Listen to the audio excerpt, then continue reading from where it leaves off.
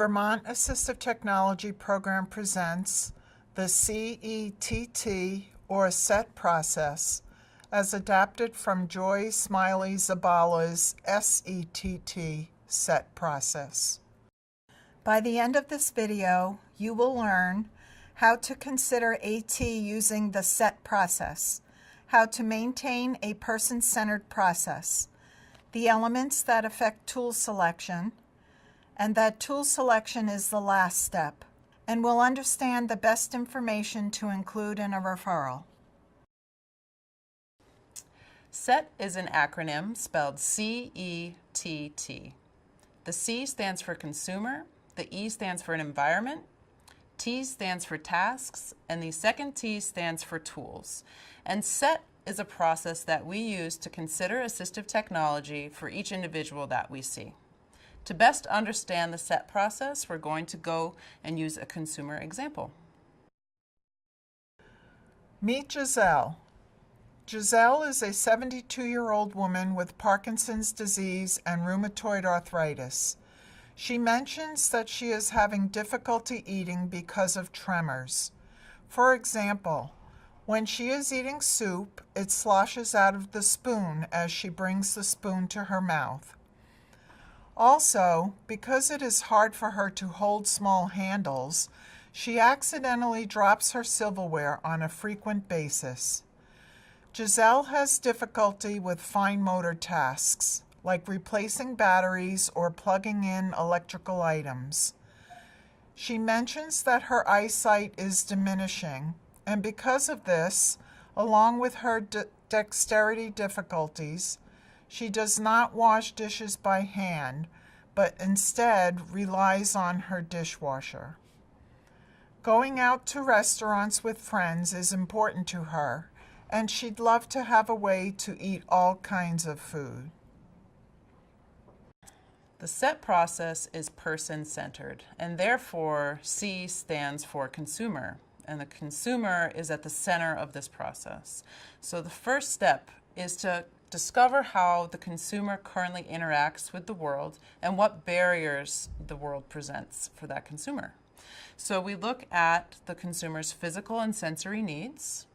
We look at their communication methods and styles. We talk about their daily living challenges, how they interact with their environment, like how they turn on lights and open doors. We also talk about how comfortable they are with technology. Do they have an iPad or are they using sticky notes right now? And then we explore what their support systems are. Do they have parents that are willing to help out? Do they have a one-on-one aide? Do they have a school team? Those are just some examples. In summary, we know that Giselle is a 72-year-old woman. She has Parkinson's disease with tremors. She also has rheumatoid arthritis, which makes fine motor tasks difficult. Her eyesight is diminishing, and she is having trouble eating. She is very social and wants a solution that is subtle. She is also not comfortable with electronics. She did not mention that she has any type of support system in place. As AT Access specialists, we understand that the environment is often the barrier and not the individual's disability. Therefore, E in the CETT process stands for environment. And so in this part of the process, we ask questions such as, what does the environment look like? What is the layout of the environment? What is the lighting like? We also ask, how does it feel? Is it cold or hot? Is there lots of concrete or maybe soft fabrics? How does it smell? Does it smell like food or perfume? Maybe chemicals? And lastly, what does it sound like? Are there air conditioners running? Are there printers or loud coworkers? How do all of these factors affect the individual's ability to function well in that environment?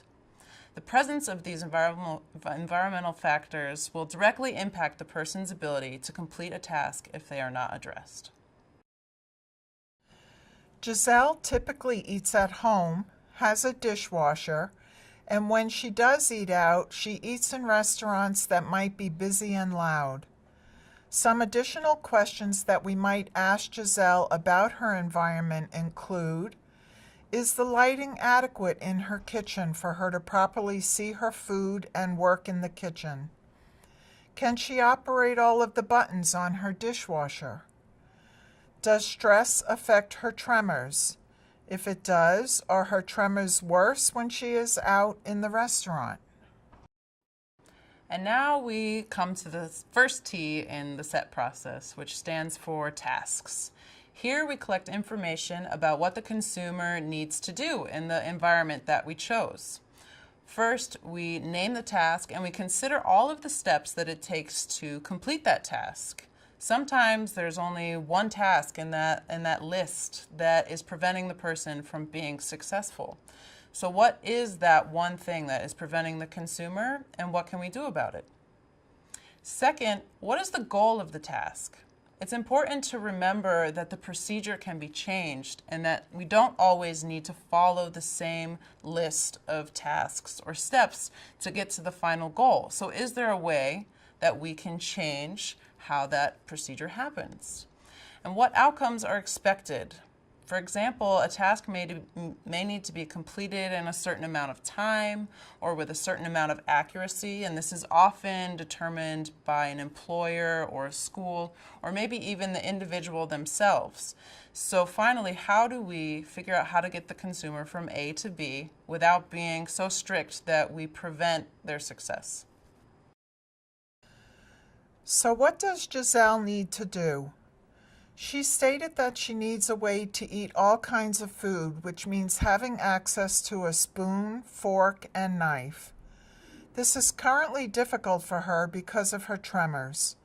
For example, when she is eating soup, it sloshes out of her spoon. She would also like to avoid dropping her silverware. It is hard for her to hold small handles, and it's embarrassing to drop food on herself. It's also essential that the solution is something simple and dishwasher friendly. She has difficulty with replacing batteries and plugging in electrical items. She also can't wash dishes by hand anymore. And lastly, because Giselle is very social, she is requesting a solution that is portable, so that she may bring the silverware out to restaurants to eat with friends. And so now we've collected all of the foundational information. We can begin to build the bridge or search for tools.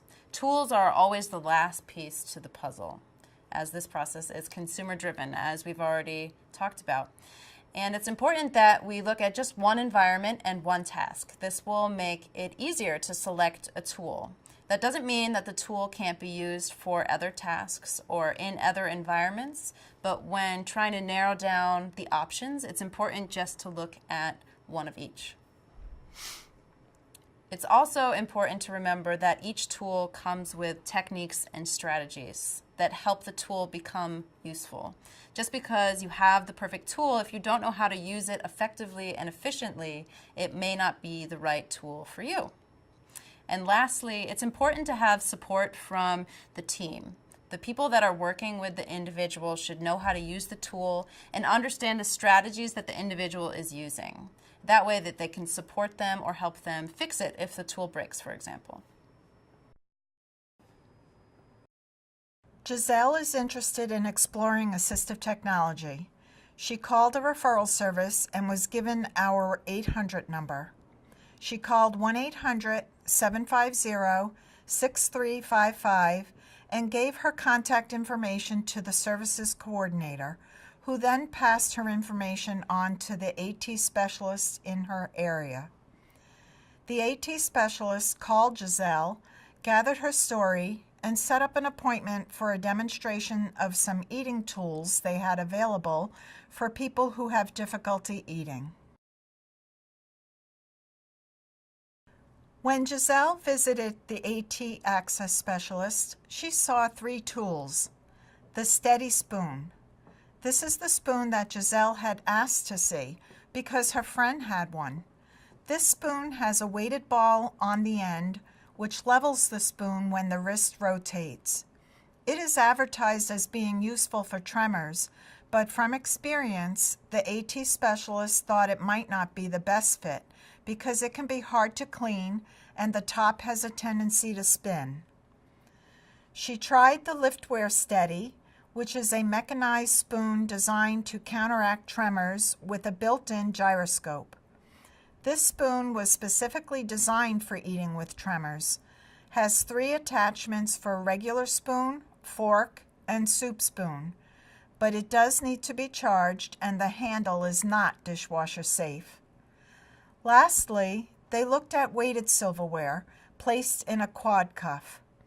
Weighted silverware is meant to damper the tremors, and the quad cuff is to provide extra grip support.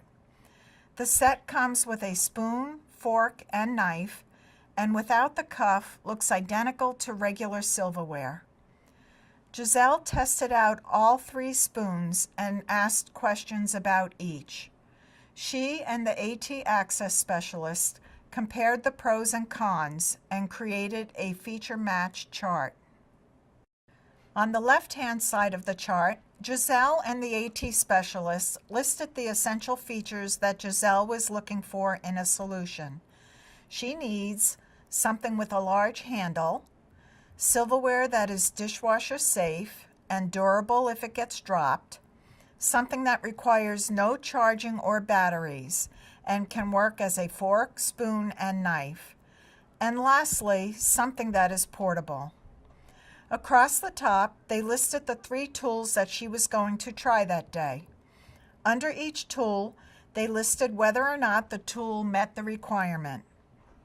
The weighted silverware met most of the requirements, and therefore Giselle decided to try the weighted silverware. So, what makes a good referral? First, the more information that you can provide about the consumer, the environment, and the tasks required, the better. That said, the following questions are just suggestions. To understand and articulate how a consumer's disability impacts them, you can use sources such as stories from their personal experience, feedback from their employers, or even IEPs and other third-party evaluations such as educational assessments and documentation from their rehab specialists. To be able to identify how the environment directly impacts the consumer and why, you can ask, what does the environment look like, sound like, feel like, and smell like? And how do those things affect the consumer and their disability? Have them tell you about their personal experience. To identify the tasks that are directly impacted by the consumer's disability, ask, what is it that they need to do? What are the objectives, and how do they measure success? To get a sense of the consumer's level of comfort with technology, you can ask, what do you use already? Do you have a smartphone or a tablet? Are you comfortable on computers? Maybe, are they just interested in being more paper-based? And with this information, an assistive technology access specialist can help you identify the technology with more accuracy. This diagram illustrates that the information about the consumer, environment, and tasks are all foundational. Without them, it is not possible to determine what tools will be effective for an individual.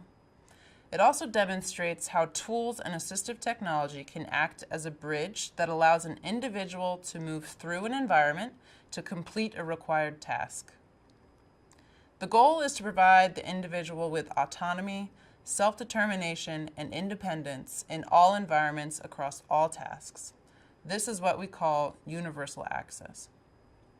When you're ready to make a referral, you can reach us by phone at 1-800-750-6355, or you can email us at dale.atinfo@vermont.gov. That's DAIL.ATINFO@vermont.gov. Our services coordinator will collect your contact information and will assign your referral to the tryout center nearest you. The AT specialist in your tryout center will then contact you to collect more information, discuss resources, and possibly reschedule an appointment to meet you. For more information, you can also visit our website at www.atp.vt.gov.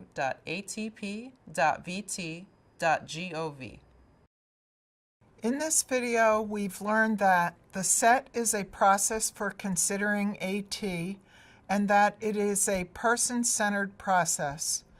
We've also learned the types of information that influence tool selection and understand that tools come last in this process. The more information that you have, the more likely you are to find the right fit. True or false? Tools that work at home will also work at my job. If you said false, you'd be right. Each environment has its own set of barriers. When you work through the CETT process with an AT specialist, we'll consider multiple environments and factors, and we work with you to find the right tool for each. True or false? I know the technology is the right fit, even if my client disagrees. If you said false, you'd be right. The CETT process is a person-centered approach that puts the wants, needs, and desires of the consumer first. If the consumer doesn't like it, they won't use it. True or false? The only information an AT specialist needs to determine the appropriate tool is the disability and the consumer's age. If you said false, you'd be right. The AT specialist must also consider other factors, such as the environment and taking a hand before making any suggestions.